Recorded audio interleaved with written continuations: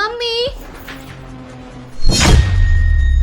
अरे आराम से आया कर, क्या गिरती पड़ती आती रहती है। अरे दीदी उठिए।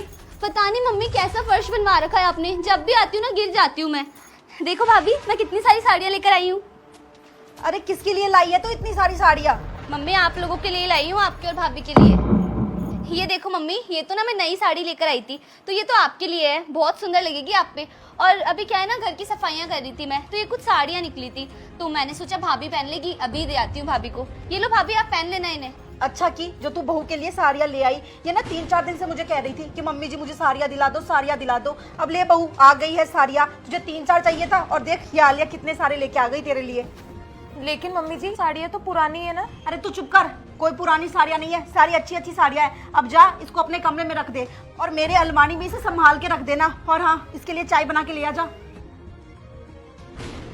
भाभी ना बहुत किस्मत वाली है जो उसे तुझ जैसी ननद मिली है, वरना हमारी नंदे ना इतनी अच्छी नहीं थी। अरे आज तक एक साड़ी नहीं दी वो मुझे, नहीं तो छोड़ पुरानी तक नहीं दी। इतनी खड़ूस थी मेरी ननद, हमेशा ना लेने के लिए आती है, देने। अब आगे जो हुआ उसे देख कर जाना, पर उससे पहले वीडियो को लाइक करके फॉलो कर लेना और कमेंट में ये वाला इमोजी भेज देना। के लिए कभी नहीं आती वो। दीदी हर बार आप मुझे साड़ियाँ देते हो ना, इस बार मैं आपको देना चाहती हूँ। ये लो।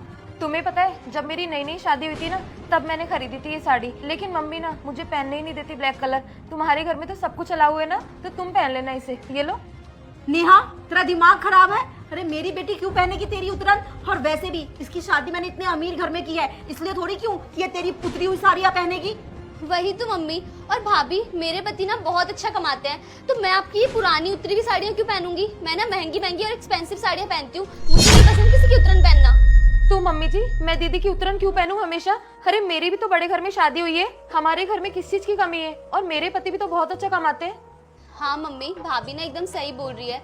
अगर मैं किसी की उतरन नहीं पहन सकती तो ये क्यों किसी की उतरन पहनेगी? और वैसे भी भैया भी तो कितना अच्छा कमाते हैं, और हमारा घर परिवार भी कोई छोटा मोटा थोड़ा है, हमारा परिवार भी काफी बड़ा है और बहुत रिच है। फिर भाभी मेरे पुराने कपड़े क्यों पहनेगी? वैसे तो ननद भाभी एक दूसरे के कपड़े पहन सकती है, पर शायद ना मेरे कपड़े देने का और भाभी को बोलने का तरीका बहुत गलत था। और मम्मी एक बात बताओ, आप भाभी को नए कपड़े क्यों नहीं लेकर देते? हमेशा उन्हें मेरी पुरानी साड़ियाँ पहनने को क्यों कह देते हो आप? और भाभी अगर आप मेरी साड़ियाँ पहन सकती हो ना, तो मैं भी आपकी साड़ियाँ पहनूंगी, वो भी बहुत प्यार से। लाओ दो मुझे, और प्लीज मुझे माफ कर देना, क्योंकि मेरा तरीका ना बहुत गलत था। हाँ बहू, तू मुझे भी माफ कर देना, मुझे तेरे साथ ऐसा व्यवहार नहीं करना चाहिए था।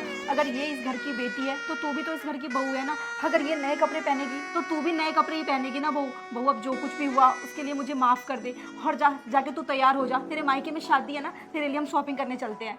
ठीक है मम्मी जी, मैं अभी रेडी होकर आती हूँ।